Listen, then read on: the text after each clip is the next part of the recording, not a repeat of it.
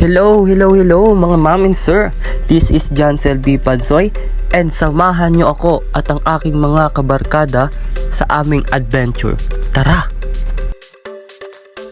At for today's video mga ma'am and sir ay papunta nga po pala kami sa may Paitan River.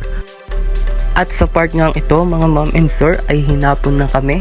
Kaya napagdesisyonan na lang naming magpicture na lang at wag munang maligo. Bukod nga sa napakadelikado ay sadya namang napakalamig ng tubig. Medyo napakalayo nga mga ma'am and sir ang Paitan River doon sa aming pinanggalingan. Kaya nung dumating kami mga ma'am and sir ay palubog na ang araw. At pag nga mga ma'am and sir ay naakyat nyo ang pataas na ito ay bubungad sa inyo ang napakagandang tanawin. At nang makita nga namin mga ma'am and sir ang ganda ng lugar na ito ay napasabi na lang kami ng mga ma'am and sir ng wow! At sa mga hindi pa nga pala nakakaalam mga ma'am and sir kung saan ang Paitan River ay ito lamang ay matatagpuan sa Nauhan Oriental, Mindoro.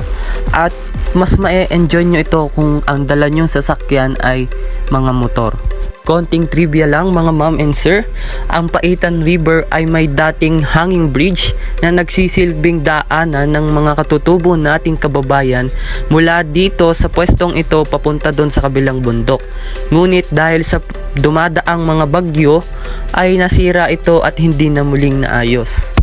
At isa pa mga ma'am and sir, sa mga hindi pa nakakaalam, ito ay nababalot ng isang misteryo na kung saan ay meron ditong natatagong sementeryo.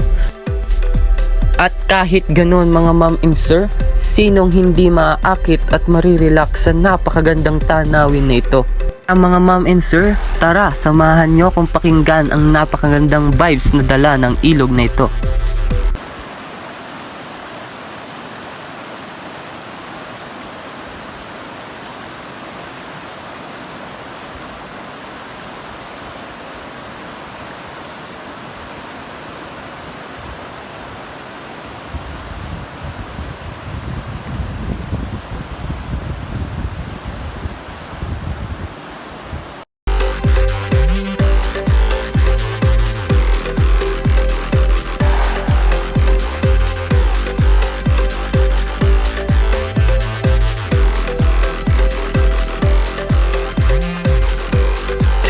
Thousand years later.